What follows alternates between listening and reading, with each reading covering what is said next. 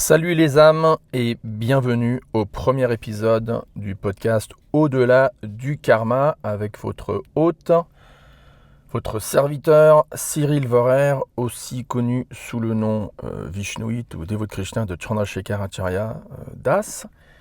Ce podcast donc est dans la lignée du Bhakti Yoga, de la conscience de Krishna, plus précisément dans la lignée de Prabhupada, le fondateur Acharya du mouvement Hare Krishna.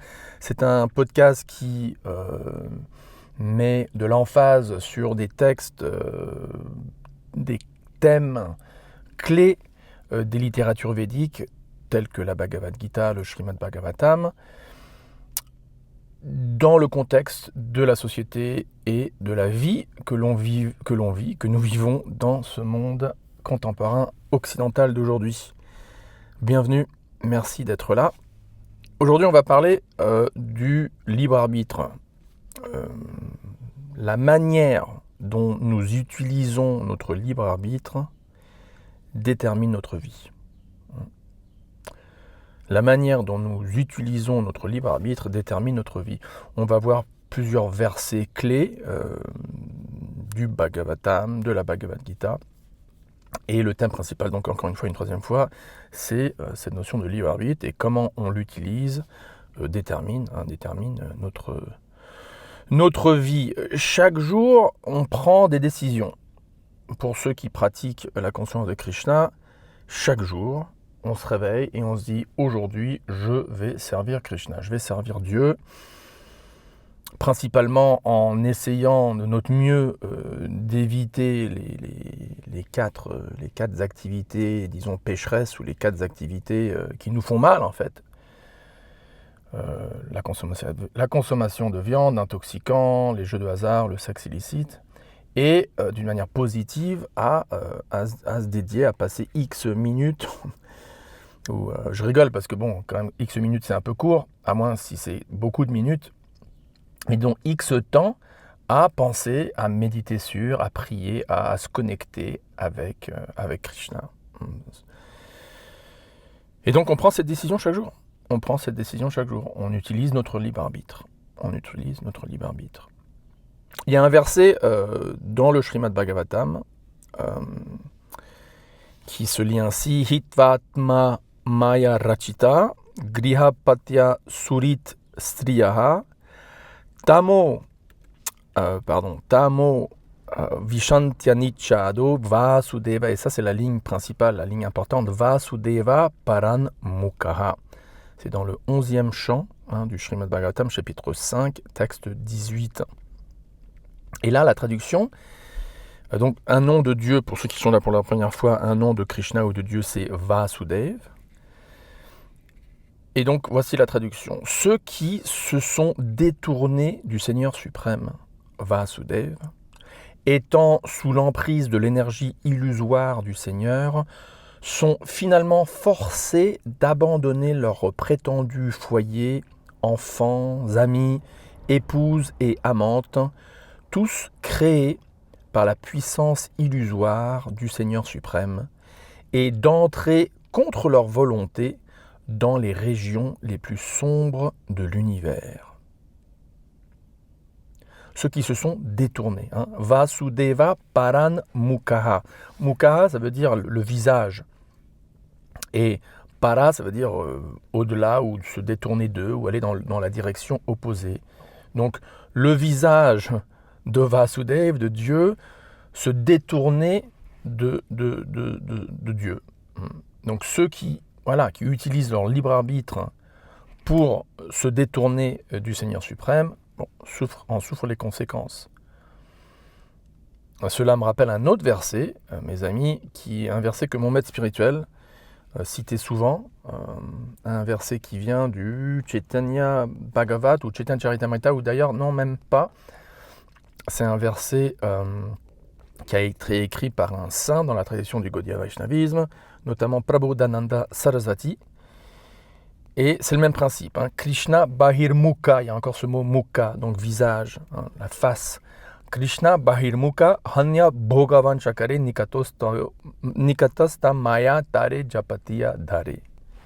Donc la traduction de ça, c'est donc celui qui ou celle qui se détourne du visage de Dieu, hein, qui regarde dans l'autre direction, en d'autres mots. Eh bien, qu'est-ce qui se passe ? Et avec, non seulement, avant d'expliquer ce qui se passe, mais avec un désir de se réjouir, hein, de ce monde matériel, ou de se réjouir dans ce monde matériel, indépendamment du service de Krishna, de Dieu. Bhoga, ça veut dire vouloir se réjouir. Vancha, vouloir. Kare, à ce moment-là, qu'est-ce qui se passe ? Eh bien, tout de suite, l'énergie illusoire du Seigneur, Maya, l'attrape et l'embrasse ou l'étreint et lui donne toutes sortes de souffrances. Voilà. Donc, le résultat de rejeter Dieu, de vivre une vie sans Dieu, c'est de la souffrance. C'est de la souffrance qui nous est donnée via l'intermédiaire de l'énergie illusoire de Dieu, notamment Maya. Pour ceux qui sont là pour la première fois, Maya veut dire donc c'est illusion, l'énergie illusoire de Dieu. Après, on peut parler de deux genres de Maya, et c'est là où ça devient assez ésotérique. Il y a donc Maya, la grande Maya ou la Maya matérielle, dans le sens où une âme qui normalement sert Dieu se fait avoir par l'enchantement de cette énergie illusoire qui a comme service de précisément tenter les âmes conditionnées que nous sommes avec divers réjouissements qui sont toujours fondés sur la gratification des sens, comme on dit. C'est un terme qui n'est pas trop français, mais se gratifier les sens, ça veut dire donc se réjouir de nos propres sens, quoi, quand ils sont en contact avec leurs objets correspondants. Après, il y a une autre Maya, une Maya divine, qui est là pour faire oublier aux âmes libérées qui s'associent intimement avec Dieu qu'il est Dieu, pour pouvoir accroître les sentiments d'amour et d'intimité entre les âmes libérées et Dieu. Mais bon, là, on en parlera une autre fois. Donc, on peut voir donc que cette notion de libre arbitre est fondamentale à notre existence. L'âme conditionnée que nous sommes, a, selon cette philosophie ou cette théologie védique, un certain karma à jouir ou à souffrir à chaque fois qu'elle s'incarne dans un corps matériel, basé ou dû à ses propres activités dans une ou plusieurs vies passées. Et donc, la vraie décision qu'une âme peut prendre, c'est est-ce que je vais donc, avec le karma qui m'est dû dans cette vie, est-ce que je vais servir Dieu, oui ou non ? Qu'est-ce que je vais faire avec ma vie principalement ? Maintenant, je voudrais qu'on passe à un passage du 4e chant. Dans le 4e chant, c'est un passage très très très très important parce que c'est là où se trouvent les 2 ou 3 versets du Srimad Bhagavatam qui donc pour les dévots de Krishna constitue l'autorité épistémologique par excellence, suprême, ultime, comme le Seigneur Chaitanya Mahaprabhu lui-même prononce, il dit Amala Purana. Le Bhagavatam, le Srimad Bhagavatam ou le Bhagavata Purana, le même nom, un nom différent, le même texte, est considéré comme le Purana par excellence. Donc il y a différents types différentes catégories d'écriture, les Upanishads, les Védas, les Puranas. Et donc parmi les Puranas, le Srimad Bhagavatam ou le Bhagavat Purana est considéré comme sans faute, sans aucune spotless, comme on dit en anglais. Mala, ça veut dire qu'il y a une tache. Amala, sans tache, c'est-à-dire complètement pur. Donc, dans le 4e chant du Srimad Bhagavatam, chapitre 28, verset 52, on a l'histoire du roi Puranjana qui, quand il meurt, se réincarne en tant que princesse dévote de Krishna, très pieuse, qui se marie avec un roi, un prince, un roi aussi très pieux, conscient de Krishna. Ils vivent très heureux ensemble pendant des décennies. Et comme il se veut dans la culture ancienne védique, à l'âge de 50 ans, grosso modo, les deux abdiquent leur royaume et vont à la forêt pour vivre une vie de couple, mais renoncer plus maintenant concentré sur la réalisation spirituelle. Et dans la jungle, dans la forêt, un beau jour, le mari, en pleine méditation sur Vishnu, sur Dieu, les yeux fermés, meurt.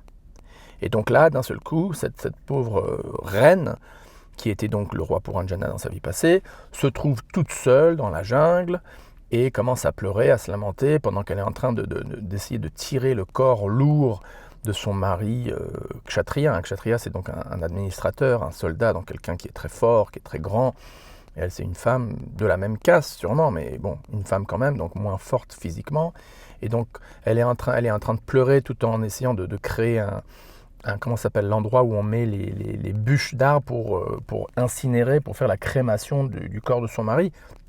Et juste à ce moment-là, un jeune petit brahmana, c'est-à-dire un brahman, un saint, pas un saint, mais vous savez, dans la tradition, ils ont des castes, il y a le brahmana, le kshatriya, le vaishya, le shudra. Donc le brahmana représentant donc le prêtre, le pasteur, le philosophe. En termes contemporains, Prabhupada, le fondateur du mouvement Hare Krishna, considérait aussi les docteurs, les médecins comme étant brahmana, sauf que, traditionnellement, ils peuvent être plus dans la catégorie des Vaishyas. Bref, donc un jeune brahmana arrive comme ça, se pointe, et les commentateurs de ce passage disent que c'est carrément Vishnu lui-même ou Krishna lui-même. Vishnu et Krishna, c'est la même personne suprême qui apparaît sous la forme de ce jeune brahmana. Et il commence à avoir une discussion avec cette reine qui est épouvantée, ou qui n'est pas épouvantée, mais qui est traumatisée par la mort de son mari. Et ce brahmana lui dit la chose suivante. Voilà, alors attendez, je vous demande d'écouter attentivement, parce que là, c'est 2 ou 3 versets extrêmement importants qui donc reviennent à ce sujet du libre arbitre. Le brahmana dit: mon cher et doux ami. En fait, en anglais, excusez-moi, c'est mal traduit parce que c'est ma chère, puisqu'il parle à cette princesse, ou à cette reine, pardon. Donc je vais mettre translate as feminine and not masculine, to whom the Brahmana is speaking. Comme ça, on aura la traduction voilà, dans quelques secondes. Donc, le Brahmana, qui est donc Vishnu, déguisé en tant que Brahmana, il dit: ma chère et douce amie, toi et moi sommes exactement comme 2 cygnes. Nous vivons ensemble dans le même cœur, qui est semblable au lac Manasa. Bien que nous vivions ensemble depuis de très nombreux milliers d'années, nous sommes encore loin de notre demeure originelle. Ma chère amie, même si tu ne peux pas immédiatement me reconnaître, ne te souviens-tu pas que, dans le passé, tu avais une amie très intime. Tu avais un ami très intime. Malheureusement, tu as abandonné ma compagnie et tu as accepté la position de celle qui cherche à jouir de ce monde matériel. Le brahmana continue: ma chère et douce amie, toi et moi sommes comme 2 cygnes. Ah, pardon, on l'a déjà lu, celui-là. Mais après, il dit: ma chère amie, même si tu ne peux pas me reconnaître immédiatement, ne te souviens-tu pas que dans le passé, tu avais un ami très intime? Et attention, là, c'est le mic drop, comme on dit. Malheureusement, tu as quitté ma compagnie et tu as accepté la position de celle qui cherche à jouir de ce monde matériel. Krishna ou Vishnu dit à l'âme, il nous dit à nous que nous avons une relation intime, et tu l'as oublié. Et nous vivons ensemble dans le même cœur. Alors, qu'est-ce que ça veut dire ça? Dans la Bhagavad Gita, partout dans la Bhagavad Gita, dans le 13e chapitre en particulier, dans quelques versets dans le 18e chapitre, Krishna établit que dans chaque corps physique, dans la région du cœur, il existe 2 âmes distinctes et éternelles. Une qui est Dieu lui-même, et l'autre, une émanation plénière de Dieu, une partie intégrante de Dieu, notamment toi et moi et nous, notamment des petites âmes, des petites étincelles du feu originel, des petites âmes individuelles qu'on nomme en sanskrit des jivas ou des jivatmas, des petites unités avec plein libre arbitre et pleine conscience individuelle, limitée pour leur propre, personne, et non pas omniscient, comme l'est Dieu la personne suprême. Et donc dans chaque corps, il y a deux âmes. Dans chaque corps incarné, bien sûr, dans ce monde du samsara, dans ce cycle du samsara. Donc nous sommes exactement comme deux signes, nous vivons ensemble dans le même cœur. Et bien que nous vivions ensemble depuis de très nombreux milliers d'années, nous sommes encore loin de notre demeure originelle. Donc là, Krishna explique que voilà, je t'accompagne dans ton périple d'incarnation, vie après vie après vie. Je suis à tes côtés à chaque fois que tu changes de corps et que tu te réincarnes. Je suis juste à côté de toi, vie après vie après vie, depuis des milliards et des milliards de vies. Et nous sommes loin de notre demeure originelle. C'est ça qui est extraordinaire. Nous sommes encore loin de notre demeure originelle. C'est-à-dire nous venons de là. Il y a des dévots de Krishna, une petite parenthèse, mais il y a des dévots de Krishna qui disent que nous ne sommes jamais tombés du monde matériel, du monde spirituel. Nous ne connaissons pas ce que c'est que le paradis, pas paradis au sens védique, des planètes édéniques dans le monde matériel, mais au sens, disons, spirituel des chrétiens, le royaume de Dieu, quoi. Le monde spirituel au-delà du monde matériel, y compris les planètes édéniques. Il y en a qui disent non, nous ne savons pas ce que c'est, on ne s'y trouvait pas. Jamais, on ne s'y est jamais trouvé. Mais là, c'est faux. Selon le Bhagavatam, Krishna, sous la forme de ce jeune brahman, dit voilà, non, tous les deux, notre demeure originelle existe. Et c'est notre demeure bel et bien originelle.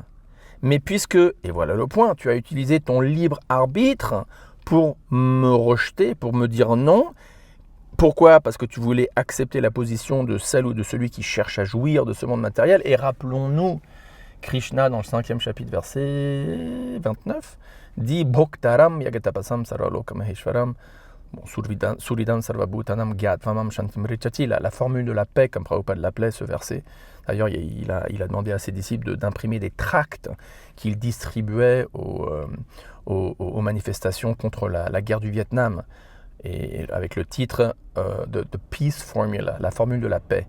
Et c'était un commentaire sur ce verset 5.29 de la Bhagavad Gita. Bhoktaram yagatapasam sarvalokamashem, celui qui comprend trois choses, que Suridam sarvadahinam, que Krishna est le meilleur ami de chaque âme, que Sarvaloka Maheshwaram, qu'il est le propriétaire de toutes les planètes, de tous les univers, etc., et qu'il est en particulier Bhoktaram Yagatapasam, qu'il est celui qui est supposé réjouir, il est celui à qui on offre nos pénitences, nos austérités. C'est lui qui est supposé se réjouir, ou être celui qui a des enjoyers, comme on dit.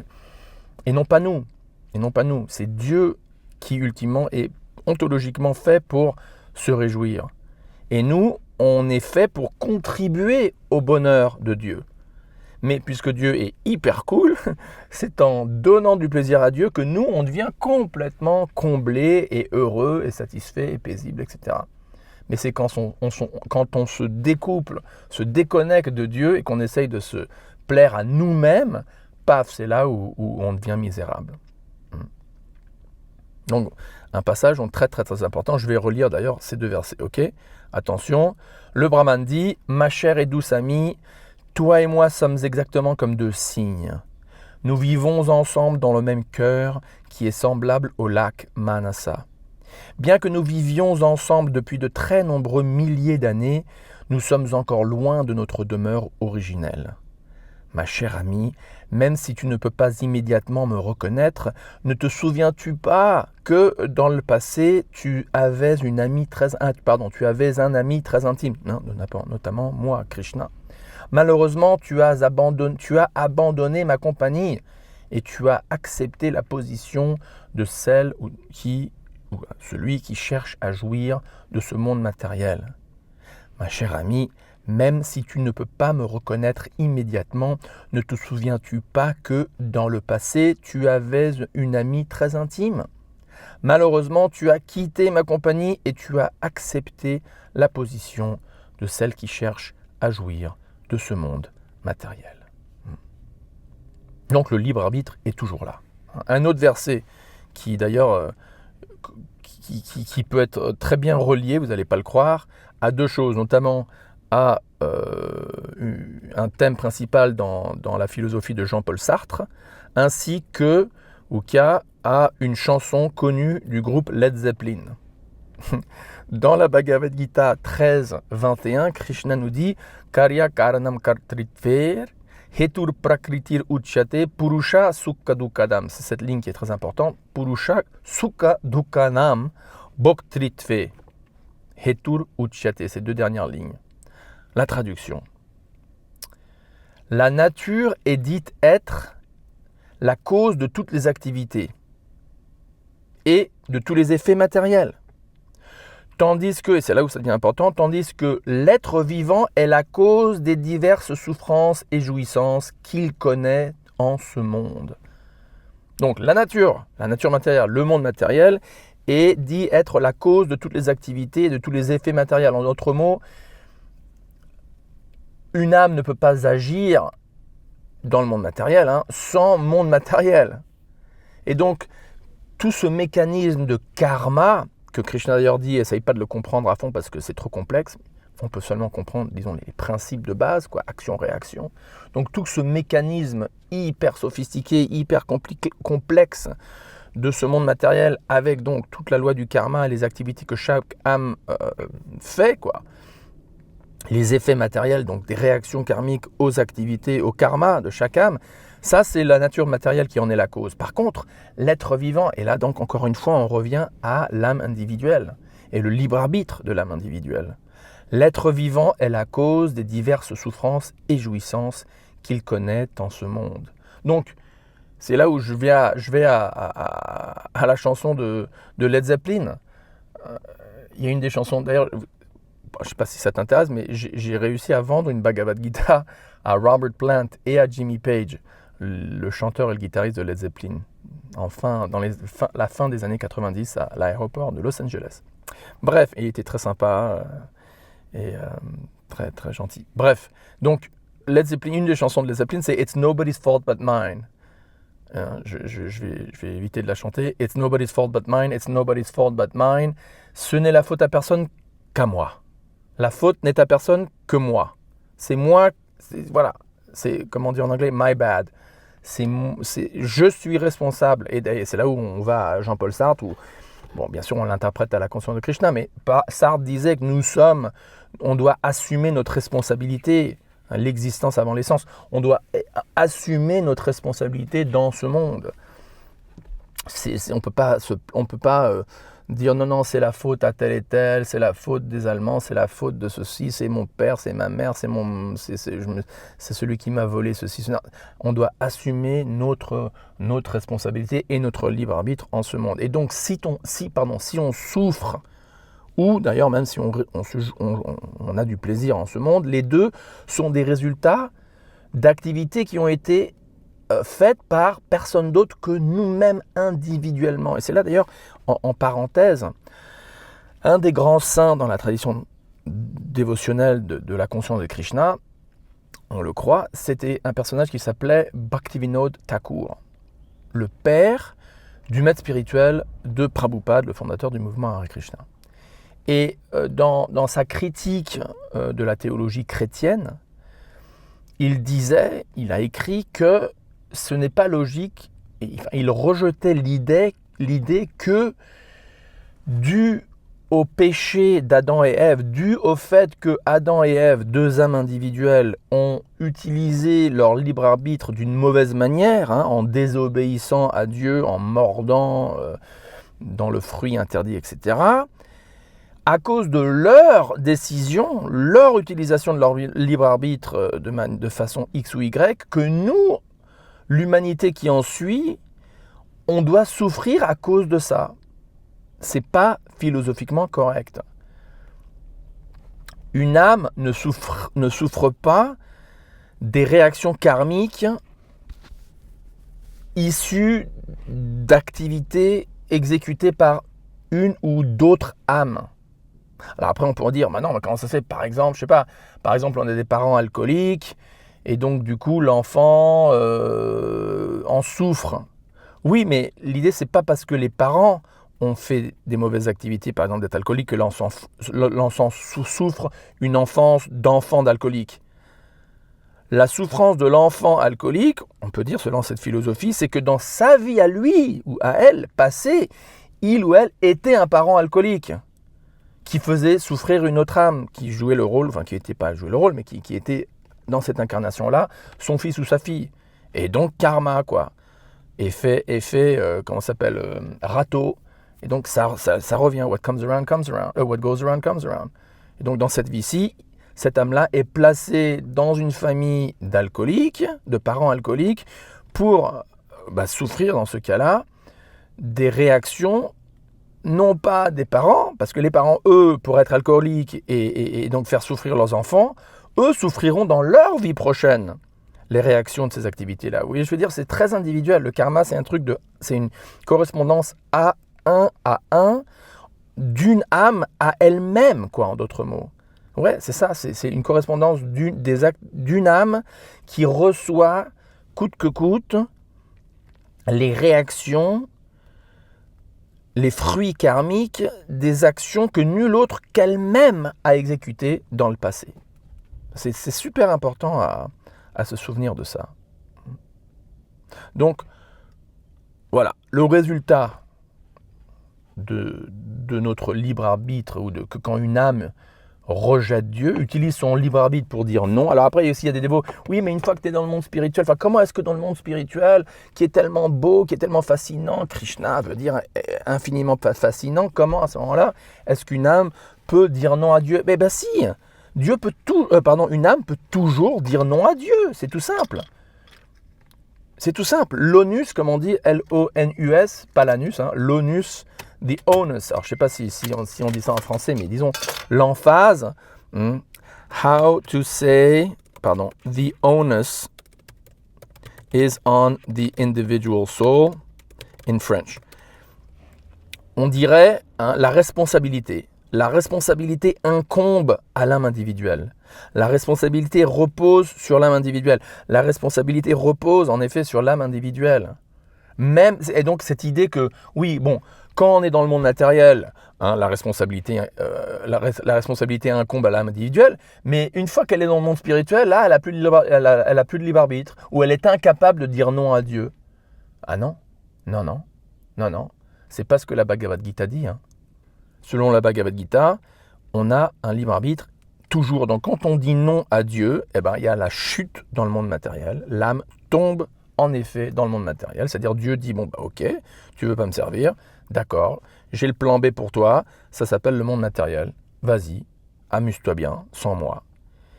Et quand l'âme est dans le monde matériel, elle souffre, vie après vie, après vie, après vie, aussi longtemps en fait qu'elle dit non à Dieu. Et qu'elle continue à garder son visage détourné de Krishna. On l'a vu au début avec cette notion de Bahirmukha, de regarder en dehors ou loin de Dieu. Vasudeva Paramukha, Paramukha, ou Krishna Bahirmukha, Paramukha, Bahirmukha, Hitva, abandonnant. Donc voilà. On abandonne le service de Dieu, et et après donc on abandonne Dieu, et après donc du coup on est forcé à abandonner tous nos plaisirs fugaces de ce monde-ci, parce que même si on arrive, il y a très peu en plus de gens qui arrivent à avoir une super épouse ou un super mari sans tragédie. Vas-y quoi, 1 sur 1 milliard, c'est difficile de trouver des âmes. C'est un des symptômes du Kali Yuga dans lequel on vit, c'est précisément ça, quoi, des difficultés relationnelles. C'est l'âge de Kali, donc, et en plus c'est le monde matériel qui est rempli de souffrance par définition, selon Krishna lui-même. Donc bonne chance pour essayer de trouver une situation idéale en ce monde matériel. Que dire que dans le monde matériel durant le Kali Yuga, quoi. Donc voilà.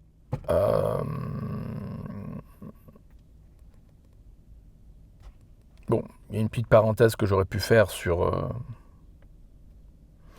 le monde matériel tel que les dévots de Krishna le voient et le monde matériel, quelques-uns personnalistes le voient, mais je vais pas le faire. Je vais pas le faire. Hein. Le point, c'est que tu es dans ce monde matériel, ok ? C'est ça qui compte. Tu es dans ce monde matériel, voulant dire que tu as utilisé ton libre arbitre de mauvaise manière. C'est pour ça que tu te trouves ici. C'est de ta faute à toi et personne d'autre. C'est toi qui as dit non à Krishna ou à Dieu, comme moi et comme tout le monde ici. Et maintenant, tu as une responsabilité de corriger ou d'utiliser ton libre arbitre de manière correcte. Donc, chaque jour, tu dois continuer à prendre une bonne décision. Tu as décidé, bon, si tu ne pratiques pas encore la conscience de Krishna, je te le suggère vivement. Tu peux rentrer en contact avec moi, tu peux aller en ligne et trouver Bhakti Yoga France ou Bhakti Yoga Krishna français. Il y a le yoga, les dévots du yoga, une petite association à Paris qui est super sympa qui s'appelle le Yoga Lyrique. Je la recommande vivement. Bon, les ressources, tu peux les trouver. Et si tu pratiques déjà la conscience de Krishna, c'est-à-dire si tous les jours tu chantes Hare Krishna, tu essayes éperdument d'éviter ces quatre péchés, ces quatre activités autodestructrices que j'ai mentionnées au début, et bien donc continue, tout simplement, continue à chanter Hare Krishna tous les jours, continue à prier pour obtenir du service, continue à servir la mission. Et que si tu continues comme ça de manière quotidienne à utiliser ton libre arbitre de bonne manière, eh bien voilà, c'est parfait. Tu deviens de plus en plus conscient de Krishna dans cette vie. Et rappelle-toi, pour rester fort dans ta conscience de Krishna, il faut que tu t'associes régulièrement avec les dévots de Krishna. Garder compagnie avec les dévots et les dévotes de Krishna, c'est essentiel, parce que sinon tu deviens faible. Et Maya, cette fameuse Maya, te fait souffrir ultimement. Elle prend le dessus et elle te fait oublier Krishna. Enfin, elle te fait, mais elle te tente à le faire. Et faible comme tu es, tu décides un beau jour, allez, voilà, je vais regarder du porno. Ok, vas-y, je vais fumer un joint. Ok, vas-y, je vais, tromper mon mari ou tromper ma femme. Vas-y, je vais manger un petit steak, etc. Allez, personne me verra, j'irai jouer au jeu de hasard. J'ai un pote à Paris, je vais pas mentionner son nom, mais il joue au jeu de hasard. Il joue à la comment ça s'appelle, au loto. Il joue au loto. Alors, il dit oui, non, mais quand même, si je gagne, je vais tout donner à Krishna. On achètera un super beau temple pour Paris, etc. Mais non, je suis désolé. Tu es supposé ne pas jouer au jeu de hasard. Krishna est riche. Krishna va donner ce dont on a besoin nous individuellement, et c'est lui ultimement qui va faire en sorte qu'un temple ou n'importe quoi se développe, et il va utiliser celui ou ceux qu'il considère comme étant ceux qu'il choisit pour être des instruments, et tout ça normalement doit se faire dans un contexte où on suit le dharma, pas en trichant quoi.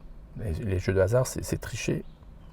Donc nous avons beaucoup de chance, ceux entre nous qui avons une vie spirituelle, qui croyons en Dieu, et surtout ceux qui sont dévots de Krishna, on a beaucoup de chance. On est extrêmement fortunés. Nous avons fait un pas vers Krishna et nous avons reçu 100 pas de miséricorde spirituelle. On le sait, on peut tous en témoigner. Et donc, on peut terminer comme ceci, en récitant ensemble. Alors là, je vais vous demander de réciter après moi, à haute voix, ces 2 super beaux versets du 4e chant du Bhagavatam. Ok ? Donc, attention, répétez après moi. Cher Seigneur, aussi longtemps que nous devrons demeurer, on le fait quand même, aussi longtemps que nous devrons demeurer dans ce monde matériel, à cause de notre contamination matérielle, et errer d'un type de corps à un autre, et d'une planète à une autre, nous prions pour pouvoir nous associer à ceux qui discutent de tes divertissements. Nous prions pour cette bénédiction, vie après vie, dans différentes formes corporelles et sur différentes planètes. En d'autres mots, on devrait seulement prier à Dieu ou à Krishna qu'il nous donne l'opportunité de nous associer de manière respectueuse et émotionnelle avec d'autres âmes qui sont dévouées à Dieu, et que dans leur association, dans leur association, nous pouvons donc rester forts et convaincus de nos vœux et de notre pratique spirituelle, et en même temps avoir l'enthousiasme d'aider autrui à prendre leur premier ou 5e ou 6e ou 29e pas vers Krishna.